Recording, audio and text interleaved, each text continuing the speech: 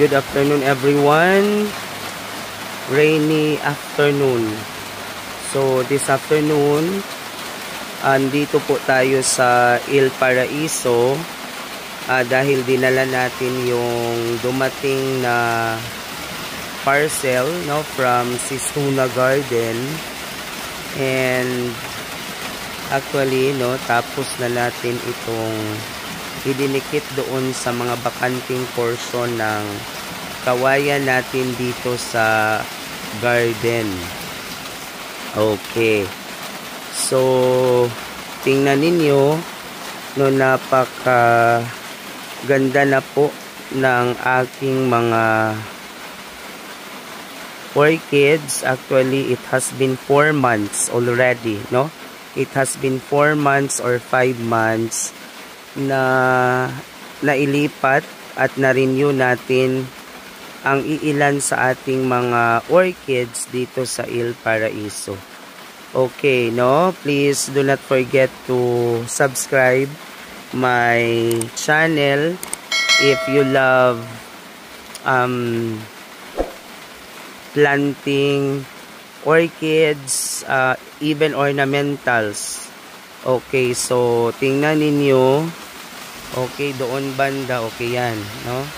Talagang napaka sigla na po ng aking mga mukara. Okay, yan yung mga mukara na nabili ko sa Rowell's Garden. So doon, tingnan ninyo kasi yung aking iridis, naka full bloom na siya. So tingnan natin. Okay. So kasi maulan, so kailangan lang nating hilahin yung ating camera para maging medyo malapit sa atin yung flower. Okay, yan po yung aking iridis. Sayang lang po kasi naputol yung dalawa, no? Kasi 3 spikes yan. Okay, so yan po yung aking iridis. Okay. So, no, napaka-happy nila because nauulanan. Alam nyo ba kung ano yung benefit ng ulan sa ating mga orchids, no? Isa sa mga benefits ay nagpapasigla ito sa mga ugat ng ating mga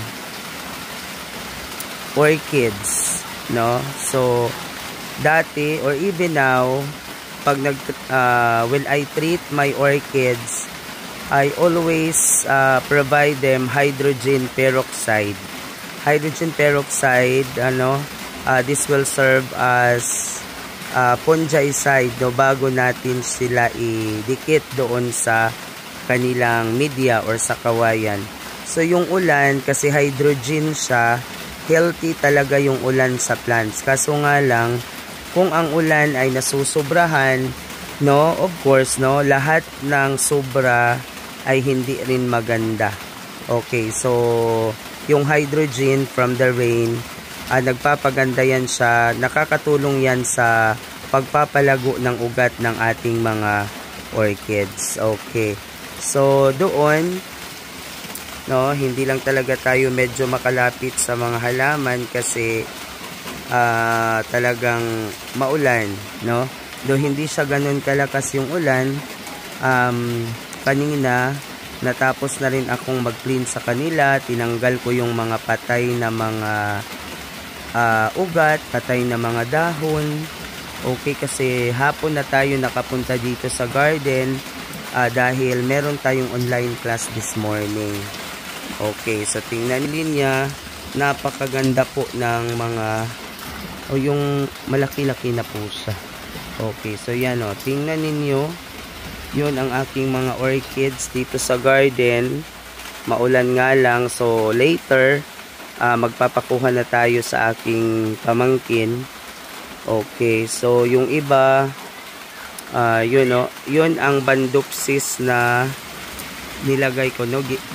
I try to plant my Bandopsis this way, pero para namang hindi naninilaw ang kanyang mga dahon, so that means to say buhay na ata yan, no? Okay, so yan po, no, that's my way.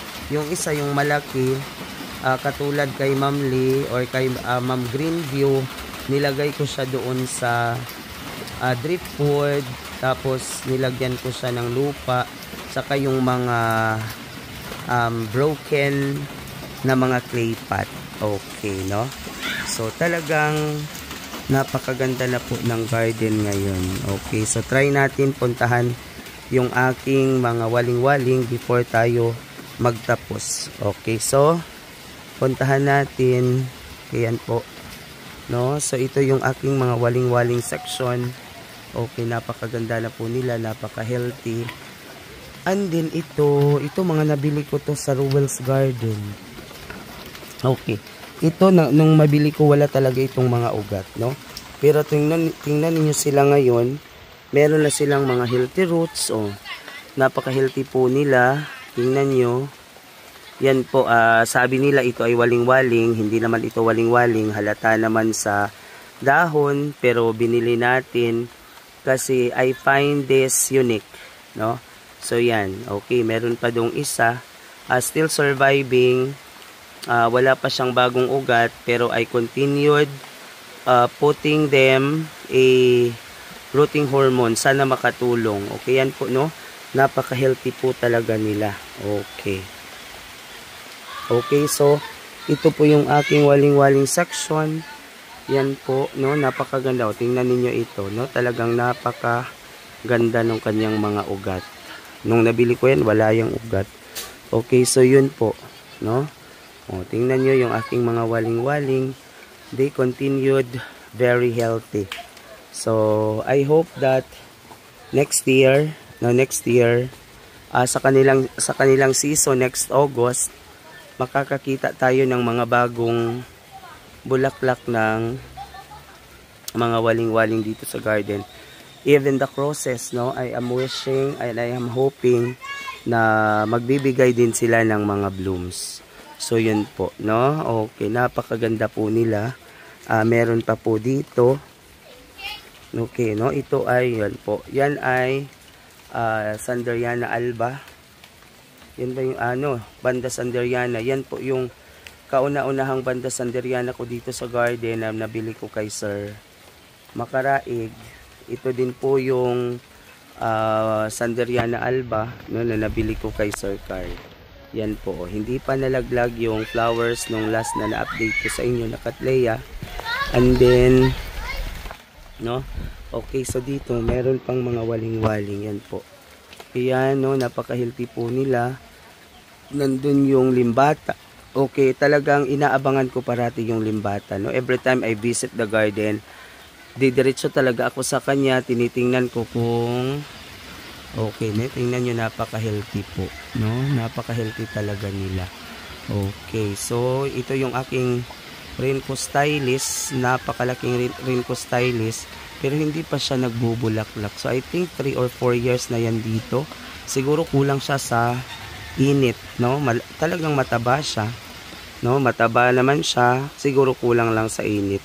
Pero I am afraid na pag i-expose ko yan sa sun, magkakaroon siya, masunog yung dahon. So nandyan na lang yan. So pag titigil itong ulan ngayon, lilinisan natin yung screen sa ibabaw, pero kung hindi, babalikan na lang yan natin bukas. So, okay, so lumakas na naman yung ulan. Okay, tingnan niyo yung mga orchids. So, no, meron akong ipapakita sa inyo na waling-waling, no? Ito yung nabili ko kay Sir Greenfield Bermejo.